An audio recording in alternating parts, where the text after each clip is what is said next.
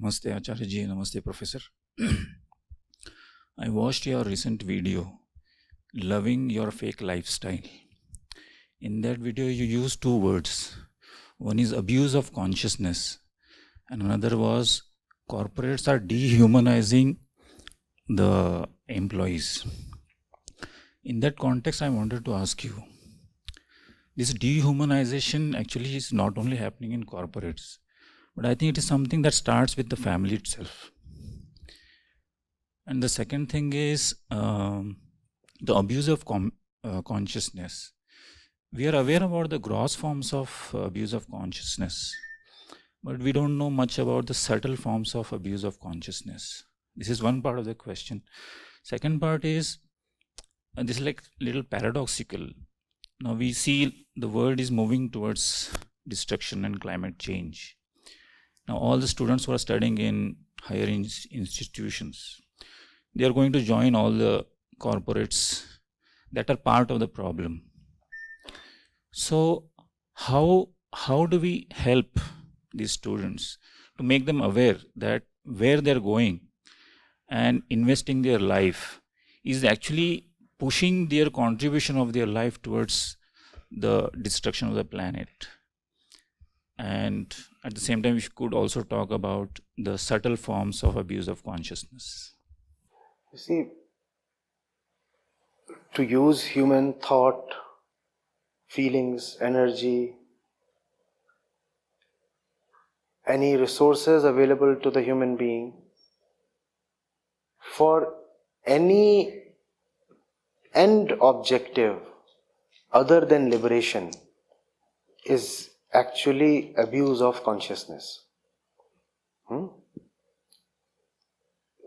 When you are physically alive, you are said to be conscious, right? Yeah. So abuse of consciousness is simply abuse of life.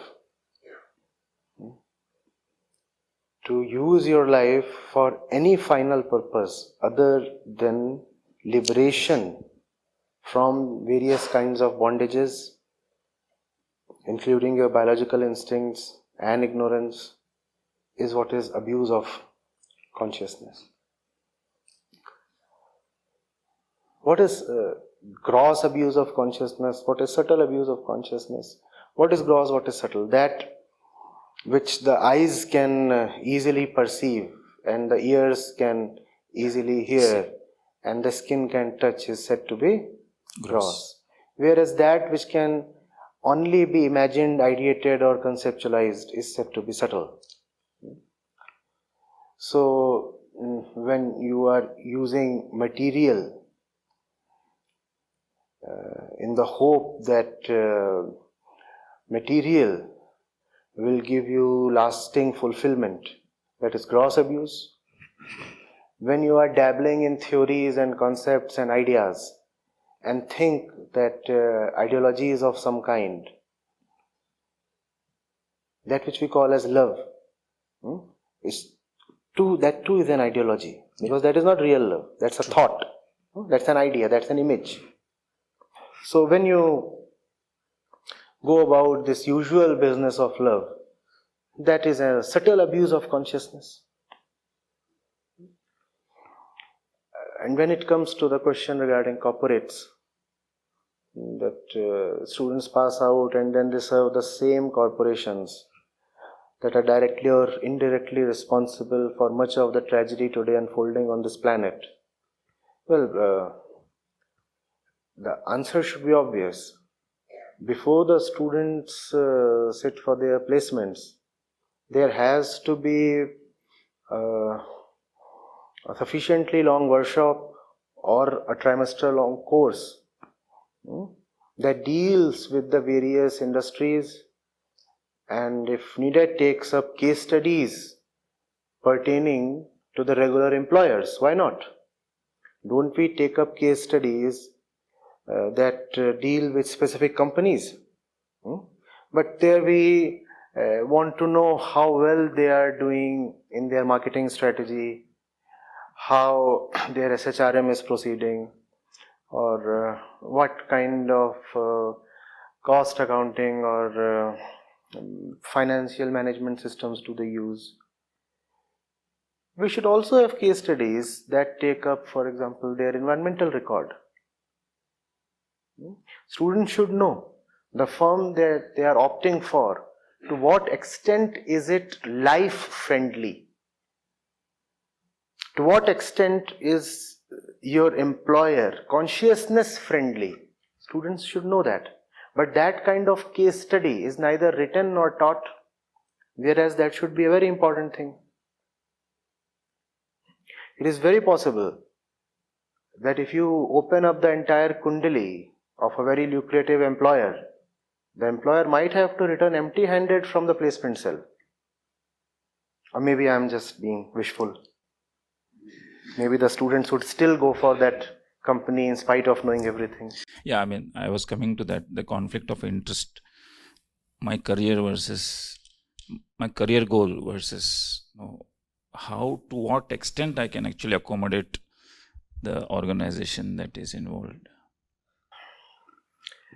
You see, in an ideal sense, obviously you should not spend a second at an improper place.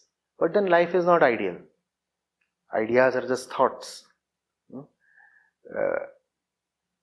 We might seek freedom from all our constraints, but our immediate fact is that we are operating within constraints. So, with all your honesty, and only you can answer it fully, with all your honesty, try your best to use your constraints in a way that your constraints are loosened. Yeah. Right now I am speaking in constraints. My fellow professor, my friend here, he too is speaking in certain constraints. We started at a specific time. We'll have to end at a specific time. And there are 1,000 other practical and worldly constraints at every moment, wherever you are, whatever you are doing. The goal therefore has to be to operate in a way within your constraints that you make your way out of the constraints. As they say, if you are lost in a thick, dark jungle, what do? You'll have to move within the jungle. Within the jungle. But you have to move within the jungle in a way that takes you out of the jungle. The jungle is there, we cannot wish it away. At the same time, we cannot turn this into an alibi. What do? I was born in a jungle. So all my life, I just kept wandering in the jungle. That's a poor excuse. Okay, so last thing. This dehumanization, which starts from the family, institution of family, where the family only conditions the child, saying you only belong to these people. Then goes to the education, where he is constantly told you have to only work for yourself. And then when he comes in that kind of a state, it's like very difficult to even realize for that person to what extent the conditioning has gone into. No, then the ones who have realized must try to make it easier for the ones who have not realized but have the potential to realize. Right? Yeah. So obviously, the way the child is born and brought up, it is very difficult for him to just know on his own. We said a while back that even if you live for 1,000 years, Vidya will not automatically come to you. You will have to put in dedicated effort. But then if there are people who have begun opening their eyes to whatever extent, it is then their responsibility to create conditions in which the child, the next child born, has it easier than they had. So create institutions, modify our habits.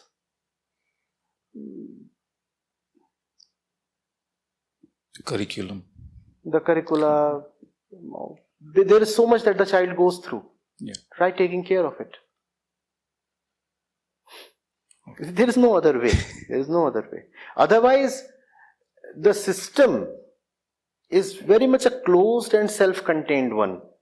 The cycle of ignorance will continue for 1,000,000 years, and there is nothing within the cycle that will disrupt it. Right? It can just continue. You have tribesmen who have been living in a particular way, completely unchanged, since the beginning of civilization. Yeah. Nothing has changed. The indigenous people. Yes. Right? Yes. And not only have they not changed, many of them actively and very aggressively resist any external contact. If you want to get in touch with them, you will be met with bows and arrows. Yes. So that's the way of Prakriti, physical nature. The responsibility, therefore, belongs to those who have begun knowing. Those who do not know are also free of responsibility. Just if I can just add one sentence on nature and how the businesses are sort of assaulting the nature and all that. I was only wondering, I keep saying this to my students all the time. This whole idea, let us protect nature, is a Western lens to the solving the problem. In fact, I keep telling my students, I discuss also in my courses sometimes very seriously and so on. I think the only education we need, nature needs absolutely no helping hand from ordinary mortals like us. My favorite example is in 3 hours in 2013, a place called Kedarnath, the clock was owned by 150 years. That's all nature can take its own act. So I think the education that we need, which we are also trying quite seriously, I think we should know that we need to be very responsibly, that Paraspara Bhava, which in Gita they talks about, I think that's the kind of thing that maybe, I thought I'll just add that on the top of this conversation. That's quite fundamental to the whole thing. You see, we have that ego. And that ego, to address its own lack of contentment, wants to use the entire world. Everything exists so that it can be used by me. So we use all the physical nature, right? And the feeling is of control. I will control it. I will control it for my own welfare, right? I'm smart. I'm wise. I'm not doing well. I'm internally bankrupt, and yet I'm very smart and very wise. So I'll decide how to use the entire planet. But after a while, it becomes very difficult to avoid seeing that I have totally destroyed the planet. So what do? I still operate from the point of my doership. I say I was the one who destroyed the planet, and now I remaining who I am, I will redress the destruction. You are the destroyer. How will you suddenly become the savior? It's just that the doership knows no limits. Sometimes you say that I am hacking the jungle down. Sometimes you say, oh, I am now going for reforestation. So deforestation and then reforestation. So he's saying here, you leave the forest alone. You neither need to deforest nor reforest. You leave it alone, it will take care of itself. Your reforestation, mind these words, is probably as bad as your deforestation. Or maybe even worse, When you are such a drunkard in the internal sense, your consciousness is totally deluded. Do you even know the right meaning of help or redressal of a grievance? Do you really know what the forest needs? A fundamental question. Have you ever known what you really need? Do you know what you need in life? Then how do you know what the forest needs? But the ego and its arrogance know no limits. So you say, I do not know my own needs, but I know what the forest needs, so I'll go and reforest. Your reforestation might actually be worse than your deforestation. Why can't you just keep your hands away, hands off? That's what is needed. But that's something we cannot tolerate to live with. The realization that I am a sick person and my first duty is to take care of myself.